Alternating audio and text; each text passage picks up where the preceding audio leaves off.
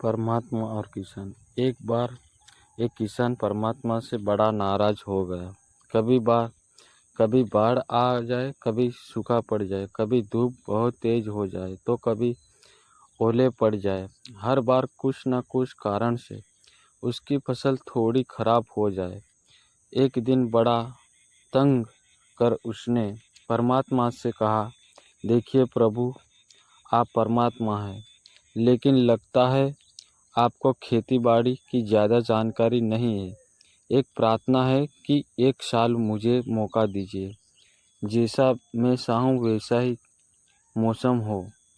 फिर आप देखना मैं कैसा अन्न के भंडार भर दूँगा।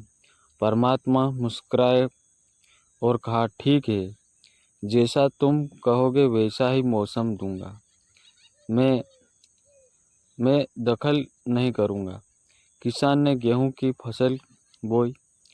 जब धूप चाही तब धूप मिली, जब पानी तब पानी, तेज धूप, ओले, बाढ़, आंधी तो उसने आने ही नहीं दी। समय के साथ फसल बड़ी और किसान की खुशी भी खुशी भी क्योंकि ऐसी फसल तो आज तक नहीं हुई थी। किसान ने मन ही मन सोचा, अब पता चलेगा परमात्मा को कि फसल कैसे करते हैं। बेकार ही इतने बरस हम किसानों को परेशान करते रहे। फसल काटने का समय भी आया। किसान बड़े गर्व से फसल काटने गया, लेकिन जैसे फसल काटने लगा, एकदम से छाती पर हाथ रखकर बैठ गया। गेहूं की एक भी बाली के अंदर गेहूं नहीं था। सारी बालियां अंदर से खाली थी। बड़ा दुखी होकर उसने परमात्मा से कहा, प्रभु, ये क्या हुआ?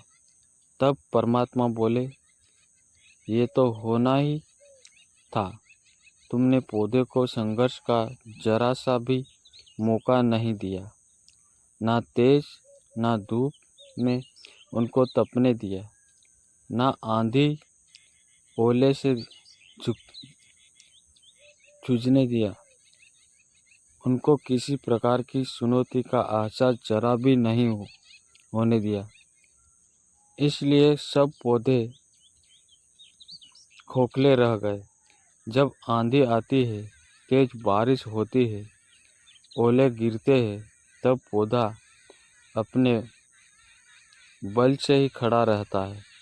वो अपना अस्तित्व बचाने का संघर्ष करता है और इस संघर्ष से जो बल पैदा होता है वही उसे शक्ति देता है, ऊर्जा देता है, उसकी जीवटता को उभरता है।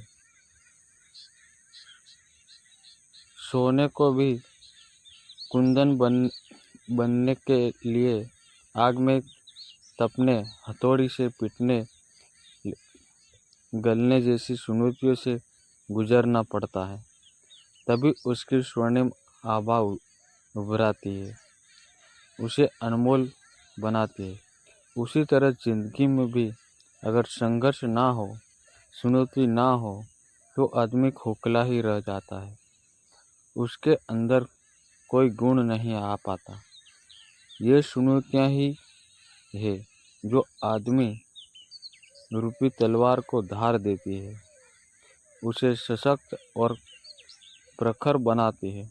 अगर प्रतिभाशाली बनना है तो चुनौतियाँ तो स्वीकार करनी ही पड़ेगी, अन्यथा हम खोखले ही रह जाएंगे। अगर जिंदगी में प्रखर बनना है, प्रतिभाशाली बनना है, तो संघर्ष और चुनौतियों का सपना तो करना ही पड़ेगा। दोस्तों, ये कहानी आपको कैसी लगी कमेंट में ज़रूर बताएं और चैनल में नए हैं तो चैनल सब्सक्राइब करें। धन्यवाद।